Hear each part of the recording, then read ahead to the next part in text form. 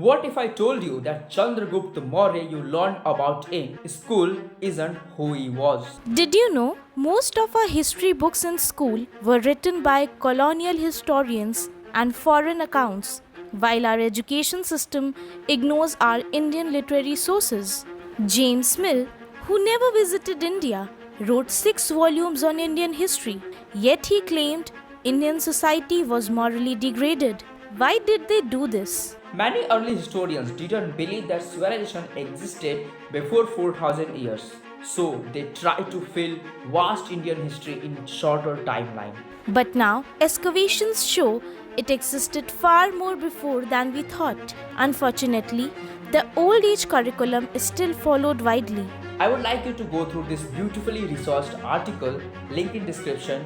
Watch our next video where we'll dive into restored timeline based on our own Indian sources.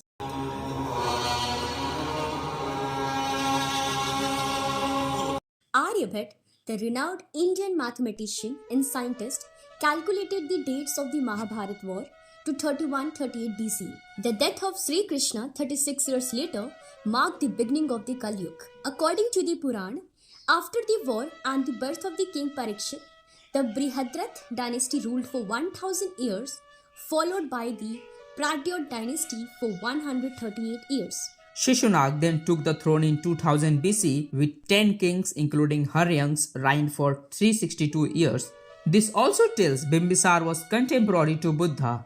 Chandragupta Maurya, guided by Acharya Chanakya, defeated Dhananand in 1538 BCE. A fun fact is, colonial historians linked Sandrocottus from Greek sources during Alexander's invasion to Chandragupta Maurya. But was this assumption correct? Did Sandrocottus refer to Chandragupta Maurya or just another Chandragupta?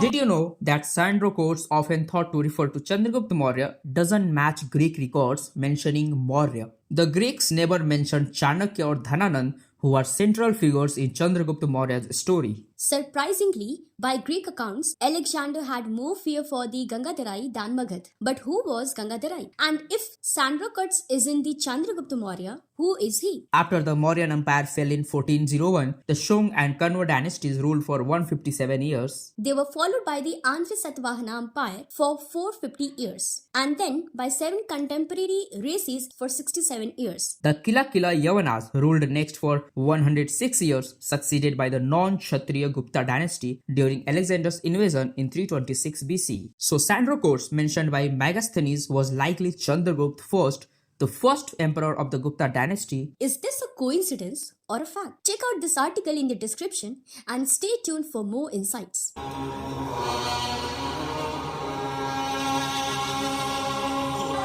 The end is the beginning. British historian J.F. Fleet took this to heart. But how? Al-Beruni visited India in 1000 CE, noted, as regards the Gupta Kal, people say that the Guptas were wicked powerful people and that when they ceased to exist, this date was used as an epoch of an era.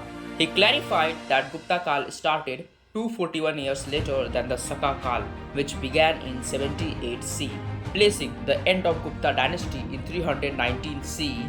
Mr. Faithful Fleet wrongly translated this as the start of the Guptas in 319. Unfortunately, this misinterpretation is the keystone for colonial historians and still followed. It's time to rewrite our Indian history from an Indian perspective, correcting these colonial errors. Do not forget to check out these articles in description for the more details.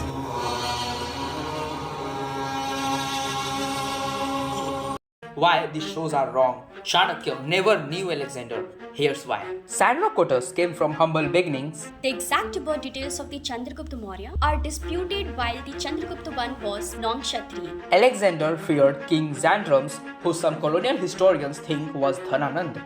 However, Xandrames seems more like Chandrames, a powerful Naga king of Vidisha, not Dhananand. Xandrames ruled below the Ganga plains just before the rise of the Gupta dynasty and posed a direct threat to the Alexander. Sandrocottus' son, known as Amitro-chades or Samitra-chades, matches better with Samudragupta than with Bindusar, the son of Chandragupta Maurya. Sandrocottus repeatedly traveled across India with his army. Unlike Chandragupta Maurya, who inherited the vast empire from the Nandas, Chandragupta I expanded a small territory which his son Samudragupta greatly enlarged. The Mauryan Empire existed long before Gupta dynasty.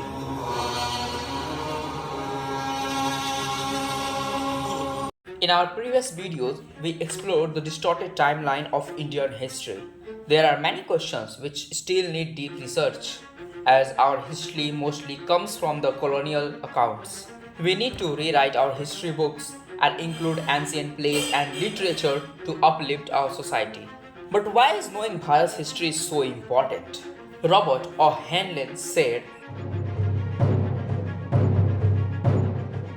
George Orwell noted, the most effective way to destroy people is to deny and obliterate their own understanding of their history. If our youth don't learn of the true history of India, ancestors and their cultures and knowledge and do not take pride on them, our nation will ultimately suffer. Now, it is the time to research and reclaim our history. We need to deeply analyze the true Indian sources. Join us on this journey to uncover the true Indian histories and their mysteries.